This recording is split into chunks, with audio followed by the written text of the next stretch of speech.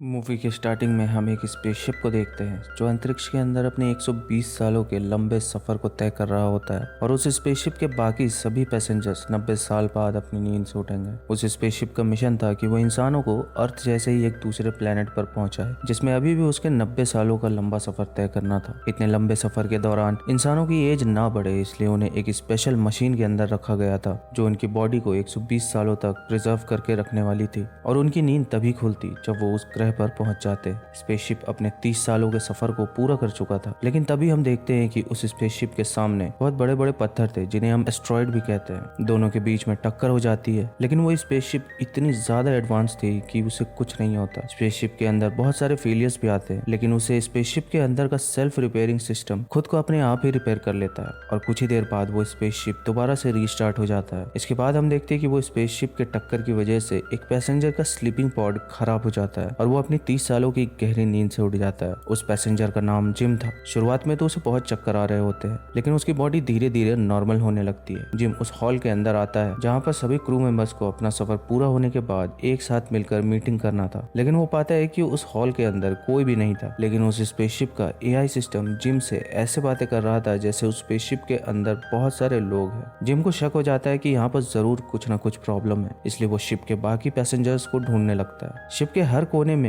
ढूंढने के बावजूद उसे एक भी इंसान नहीं मिलता। जिम बहुत ज्यादा घबरा जाता है और कंट्रोल रूम में मदद मांगने जाता है, पर कंट्रोल रूम को बिना क्रू मेंबर की आईडी के एक्सेस करना नामुमकिन था। जिम सिस्टम से स्पेसशिप की लोकेशन की डिटेल्स निकालता है और उसे पता चलता है कि वो अभी अपनी मंजिल से 90 साल दूर है, जिसका मतलब ये है कि उसकी बॉडी 90 साल पहले एक्टिवेट हो गई है। इतनी बड़ी खामी के बारे में वो अर्थ के लोगों को बताना चाहता था, इसलिए वो अपना मैसेज रिकॉर्ड करके अर्थ पर भेजता है। लेकिन वो ये बात जानकर बहुत ही ज्यादा हैरान हो जाता है कि उसके मैसेज का रिप्लाई आने में 55 साल लग जाएंगे। इसका मतलब ये है कि अब उसे स्पेसशिप में 55 साल बिना किसी की मदद के बिताने थे। जिम हताश होकर वहां से जाने लगता है, लेकिन तभी वो वहां पर किसी को देखता है। शायद वो इंसान हो सकता था, लेकिन जब जिम उसके पास जाता है तब उसे पता चलता है कि वो बस एक रोबोट है जिसका नाम आर्थर था। वो बिल्कुल इंसानों की तरह ही था, बस उसके अंदर फीलिंग्स नहीं थी। जिम खाना खाने के लिए एक मशीन के पास आता है, लेकिन मशीन उसे उसकी पसंद का खाना नहीं देता क्योंकि वो जिस कैटेगरी का पैसेंजर था उस कैटेगरी में उसे लो ग्रेड फूड ही दिया जाता था। एक मैनुअल की मदद से जिम अपनी हाइबरनेशन पॉड को ठीक करने की कोशिश करता है, लेकिन वो ऐसा नहीं कर पाता। वो कंट्रोल रूम को भी एक्सेस करने की कोशिश करता है, लेकिन उसकी दीवारें इतनी ज्यादा मोटी होती है कि उसे तोड़ना असंभव है। स्पेसशिप के फंक्शन में भी अब खामी आने लगी थी। जिम आर्थर से कहता है कि शायद वो अपनी पूरी जिंदगी के लिए इस स्पेसशिप में फंस गया है और शायद अकेला ही यहाँ मर जाएगा। आर्थर उससे कहता है कि इंसानों की ही खामियां हैं। इंसानों को हमेशा वो चाहिए जो उनके पास नहीं है, और जब हमारे पास कोई ऑप्शन नहीं होता तो बेहतर यही है कि जो हमारे पास नहीं है उसके बारे में ना सोचकर जो हमारे पास है उसके साथ खुशी से रहना सीखें। शिप के अंदर करने के लिए बहुत कुछ था, इसलिए जिम उसके साथ जो हुआ उसे भूलकर नए सिरे से जिंदगी जीना शुरू कर चुका था और पहले से ज्यादा खुश रहता था। लेकिन अब वो इतना ज्यादा बोर हो चुका था अकेले रहकर कि उसने सुसाइड करने की भी कोशिश की थी, लेकिन वो बहुत ही ज्यादा घबरा गया था और वहां से भाग गया था। लेकिन वो भागते वक्त गिर जाता है जहाँ पर वो एक पॉड को देखता है जिसके अंदर एक लड़की थी जिसका नाम अरोरा था। जिम उसे पसंद करने लगता है। जिम उसका इंटरव्यू देखते देखते अपना पूरा समय उसी के साथ बिताता था क्योंकि वो इतने साल अकेला रहा था, इसलिए वो चाहता था कि उसके साथ कोई हो जिसके साथ वो अपना समय बिता सके।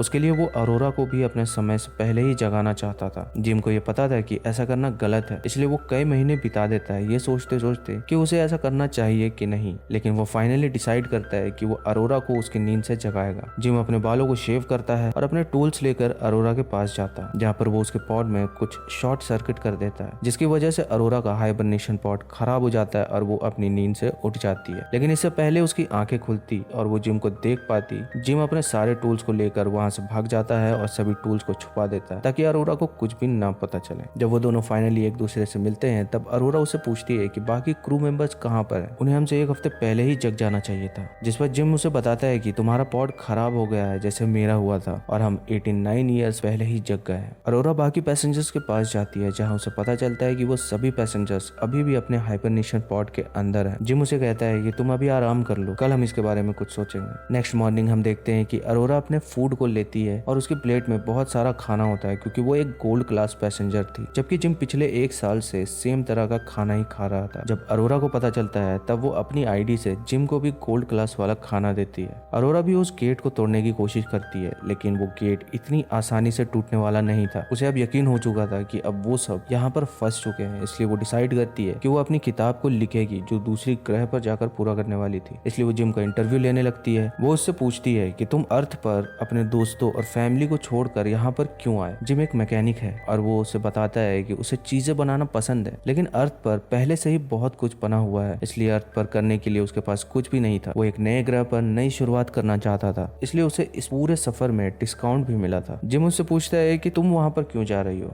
अरोरा उसे बताती है कि वो एक पत्रकार है, वो उस ग्रह पर जाएगी जहाँ पर वो अपना 1 साल बिताकर अपनी किताब को पूरा कर वापस अर्थ पर आ जाएगी। लेकिन अब लगता है कि ऐसा नहीं हो सकता क्योंकि अब वो लोग यहाँ पर फंस गए हैं। अरोरा उससे पूछती है कि क्या यहाँ पर और कुछ करने के लिए है क्या। वो सभी अपनी सभी पुरानी बातों को भूलकर अपनी जिंदगी को एंजॉय करने लगते हैं। जिम भी अब पहले से ज्यादा खुश था। वो दोनों स्पेस में ट्रैवल भी करने लगे थे और धीरे धीरे वो दोनों एक दूसरे के दोस्त बनने लगे थे। जिम अरोरा को एक गुलाब का फूल देता है जो उसने अपने हाथों से स्पेसशिप के अंदर उगाया था। स्पेसशिप एक बहुत ही बड़े तारे के सामने से गुजरता है जो कि दिखने में बहुत सुंदर था और उसके अंदर से बड़ी बड़ी आग की लपटें निकल रही थी। सभी मिलकर अरोरा के बर्थडे को सेलिब्रेट कर रहे होते हैं। जिम दरअसल उसे एक अंगूठी देना चाहता था, पर बातों ही बातों में आर्थर उसे बता देता है कि जिम ने ही उसे हाइबरनेशन पॉड से उठाया। ये जानकर वो बहुत ही ज्यादा सैड हो जाती है क्योंकि जिस पर उसने सबसे ज्यादा भरोसा किया था उसी ने उसे धोखा दिया। अरोरा जिम से बात करना बंद कर देती है। वो उस पर इतना ज्यादा गुस्सा होती है कि जब एक रात जिम सो रहा होता है वो उसके पास जाकर उसे बहुत मारती है। वो जिम को जान से मारने वाली थी लेकिन वो खुद को कंट्रोल कर लेती है। नेक्स्ट मॉर्निंग जिम कन्फेस करता है कि हाँ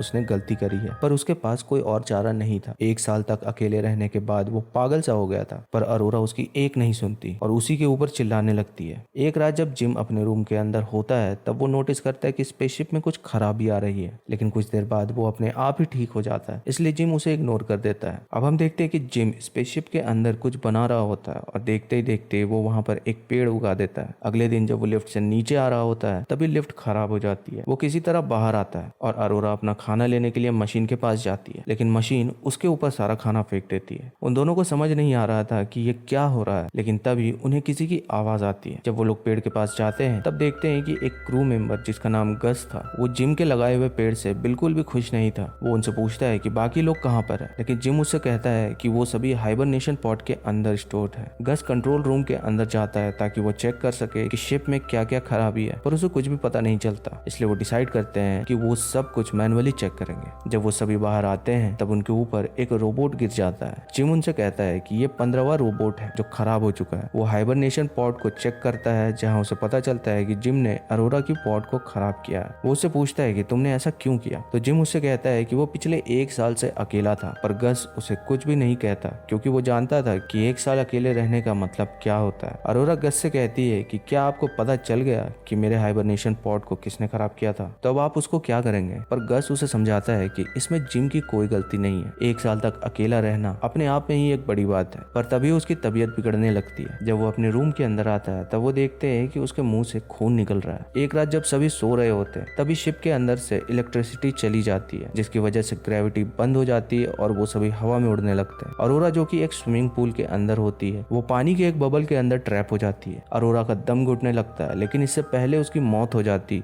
शिप दोबारा से रीस्टार्ट हो जाता है और इलेक्ट्रिसिटी दोबारा आ जाती है। वो सभी उस स्पेसशिप के पिछले 2 साल में हुए शिप के फेलियर्स को देखते हैं। तब उन्हें पता चलता है कि ये बहुत बड़ी समस्या है। वो सभी पावर सप्लाई रूम के अंदर आते हैं जहाँ पर गस बेहोश हो जाता है। जब उसकी बॉडी को स्कैन किया जाता है तब उन्हें पता चलता है कि गस की बॉडी में 612 बीमारियां हैं और उसके टिश्यू धीरे धीरे खत्म हो रहे हैं। इसका मतलब ये था कि गस अब कुछ ही समय के अंदर मरने वाला था। वो ये बात जानकर बहुत ही ज्यादा दुखी हो जाता है और वो उन दोनों को कहता है कि उसे कुछ समय के लिए अकेले रहना है। गस अपनी आईडी को उन दोनों को दे देता है ताकि वो कहीं पर भी जा सके। वो उन्हें कहता है कि वो एक दूसरे का ख्याल रखे और इतना कहकर गस की मौत हो जाती है। वो सभी शिप को ठीक करने जाते हैं, लेकिन अब शिप के अंदर बहुत बड़े बड़े फेलियर्स आ रहे थे। आर्थर खुद को ही नुकसान पहुंचा रहा था। अरोरा उसे बंद कर देती है। फिर वो दोनों मिलकर शिप के सभी पार्ट्स को रिप्लेस करने लगते हैं। वो दोनों पावर सप्लाई रूम के पास आते हैं और वो गेट को ओपन कर देते हैं, पर शिप के अंदर एक होल होता है। दोनों उस होल की तरफ खींचने लगते हैं, लेकिन वो दोनों किसी तरह उस होल को बंद कर देते हैं। वो दोनों देखते हैं कि उस पूरी शिप के अंदर बहुत सारे होल्स हैं। जब वो लोग मेन पावर सप्लाई के पास आते हैं तब देखते हैं कि पावर सोर्स पूरी तरह से अनस्टेबल हो चुका है। वो सभी पार्ट्स को बदलते हैं और जब वो हीट को रिलीज करने के लिए लिवर को खींचते हैं तब गेट ओपन नहीं होता। इसका मतलब ये था कि सारा हीट शिप के अंदर ट्रैप हो गई थी और उसने अगर जल्दी ही हीट को रिलीज नहीं किया तब वो शिप के अंदर ही ब्लास्ट हो जाएगा। जिम स्पेसशिप के बाहर आता है और उसी टनल की ओर जाता है। स्पेसशिप का टेम्परेचर टेम्परेचर अब बहुत ही ज्यादा बढ़ चुका था। जिम लिवर को खींचता है और गेट ओपन हो जाता है, लेकिन जैसे ही वो लिवर को छोड़ता है गेट दोबारा से बंद हो जाता है। जिम समझ जाता है कि अगर उसे गेट को ओपन रखना है तो उसे लिवर को पकड़े रखना होगा, लेकिन इसमें प्रॉब्लम ये थी कि सारा हीट उसकी बॉडी से पास होकर जाती है, जिसमें उसकी मौत भी हो सकती थी। जिम अरोरा से कहता है कि वो लिवर को खींच दे, लेकिन अरोरा उसे कहती है कि वो ऐसा नहीं कर सकती। पर स्पेसशिप का टेम्परेचर बहुत ज्यादा बढ़ गया था, इसलिए अरोरा को लिवर खींचना पड़ता है और उस शिप की सारी हीट जिम की बॉडी से गुजरते हुए बाहर निकल जाती है। लेकिन इसी बीच जिम का पैर स्लिप कर जाता है और वो इतनी जोर से बाहर आ जाता है कि उसके सूट पर लगी सेफ्टी केबल टूट जाती है और वो थ्रस्ट की ओर गिरने लगता है, जिसके अंदर उसकी मौत हो सकती थी। वो किसी तरह अपने हाथ में रखी हुई डोर को